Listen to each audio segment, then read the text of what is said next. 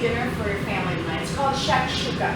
Now, there are some people who believe that there are very specific things that go into Shakshuka, but at the end of the day, tomatoes, some vegetables, some spices, and most importantly, eggs. Now, you can use leftover vegetables if you want, or you can use whatever you do have in your refrigerator. So today, I just chopped up some veggies I had laying around. I have some onions, some bell pepper, some asparagus, and some garbanzo beans to give it a little extra texture. Okay?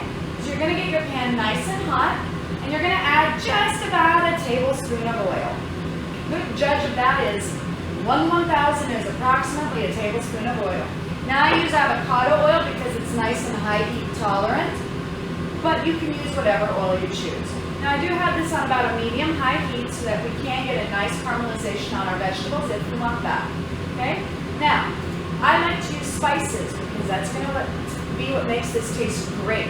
Okay, I'm using a little bit of cumin seed, a little bit of coriander seed that I just smashed a little bit with the side of my knife, and a little bit of turmeric.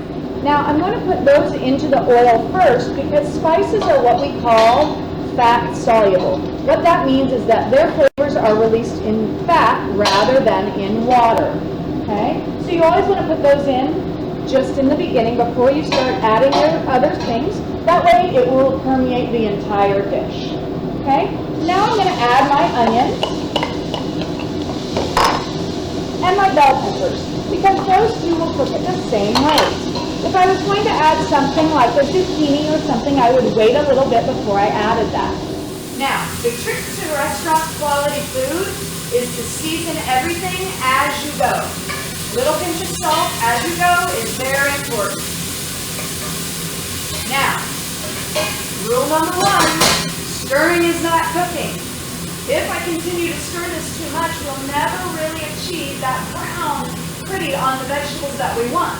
Stirring releases all the heat into that air instead of letting it stay in the pot to do its job. And if you move it all the time, it's never going to let those sugars caramelize that are naturally in your food. Okay? So you see, I've resisted the urge. I've not been stirring. Now I'll give it just a little stir, and that's it. That's all we're going to do. Now, if I was going to use something like zucchini, now is about the time when I would do that because the onions and the bell peppers are starting to soften. But zucchini or eggplant, those take a little bit extra time to cook. So I would put those in there now because the onions will still be cooking. And we don't want them to overcook. Mushrooms would also go in right about now. A little bit of a shake here. Now I'm going to put in, you can see my onions are all translucent. So now is when I'm going to put in my asparagus. Asparagus cooks extremely quickly, so you don't want to let that be in that pan for very long at all. Okay? Now, if you have some leftover vegetables that are already roasted, now would be a good time to add those because you want to heat them up just a little bit before we get the tomatoes in there. So while this is cooking, I'm going to get my tomatoes ready. Now, I like to use whole tomatoes because whole tomatoes in a can are generally of a better quality. They can only put a certain quality of tomato in a can that's whole. The other stuff they use for the diced and the crushed. So, the problem is I want more of a tomato sauce. So if you have kids, this is a fun thing for them to do. If not, it's also a stress reliever for you adults out there. Okay, so I just put it in a gallon Ziploc bag and get out all the air, and all you gotta do is swish. See how fun that is? I gotta tell you, better than a stress ball.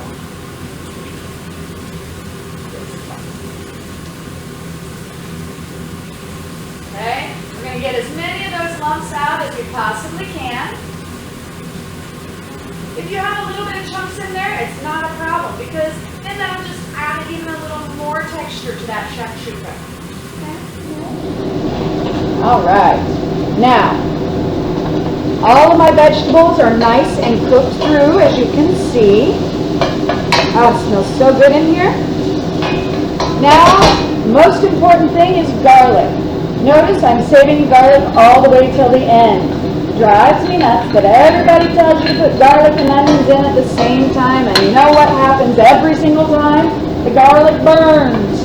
Garlic should never go into the pan more than 30 to 60 seconds before you add some sort of liquid or before you remove it from the pan. So we're just going to do this just until you can smell it. Okay? As soon as you can smell the garlic, now it's time to add your liquid. In this case, the liquid is going to be your tomatoes. Okay? So just get those tomatoes right in there. And now we've got this lovely vegetable sauce. Now, if you like things a little bit spicy, a good thing to add here, either chili flakes or you can get a spice paste called harissa. That is a Moroccan spice paste, and that is very, very frequently used in harissa, in shakshuka. Now, you see that I have a couple of big chunks of tomatoes still in here. If I've got really large chunks, I'm just going to use this spoon here and break them up just a little bit. A little bit of chunks is fine, but anything really, really big, you want to get that taken care of. Now, at this point, you want to get this whole mixture hot, okay? I'm also going to add my garbanzo beans right now. This is just because I like a little extra protein, and I'm trying to beef this up a little bit to feed a few extra people, okay? And this is a good way to do it. All right. Get those all mixed in there because I want to make sure that those garbanzo beans are going to heat through. Okay? Now, you're going to let this come to a boil. Once it starts to boil, some of the liquid of the tomatoes is going to come out. If it starts to get too thick and it's not as sauce-like of a consistency, you can put a little bit of water or a little bit of stock in there just to thin it back down. So I always keep a little measuring cup of water handy just in case. You can see starting to come up here, starting to come to a boil. Okay? This means that all this is going to be nice and heated.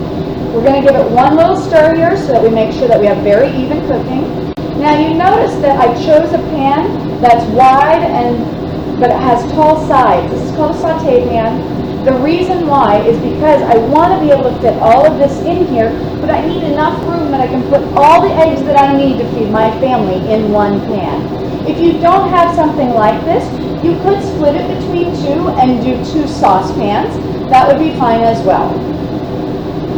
Okay? Alright, so now I'm at a complete and total boil. So now comes the fun part. We got to make little beds for the eggs.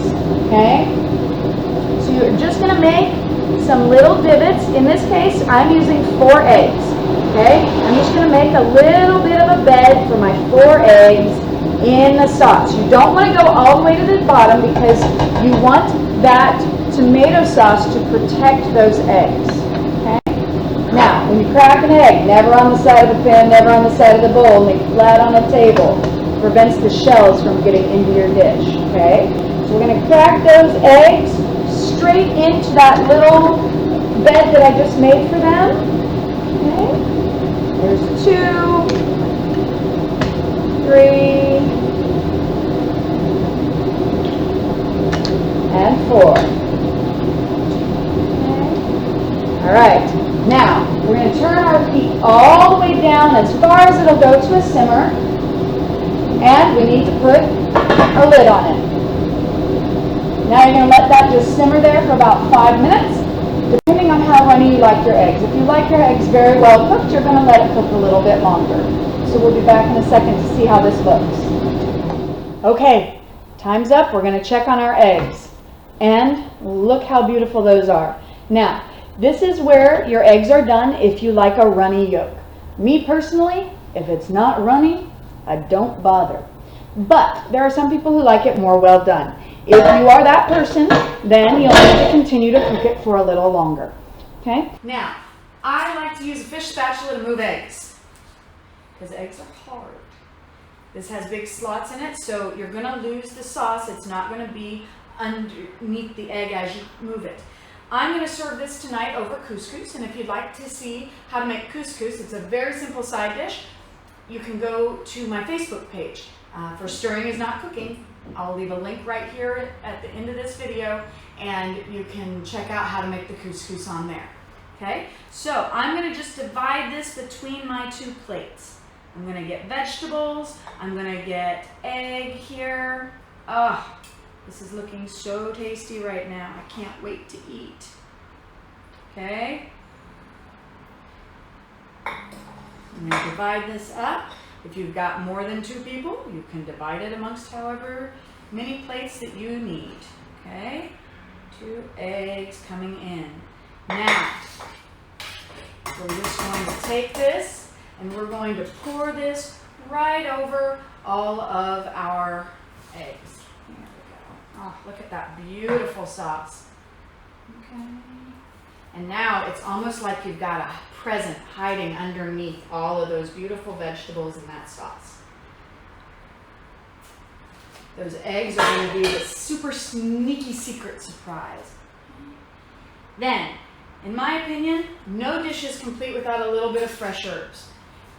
For me, cilantro goes very well with this, but if you prefer parsley or thyme or even rosemary, whatever you prefer, just chop it nice and finely and just sprinkle a little bit over the top. Now, if you're feeling a little bit crazy, you could add a little bit of cheese, or a little bit of goat cheese would go really beautifully with this, but I like this just as it is. You can see this is a beautiful dish.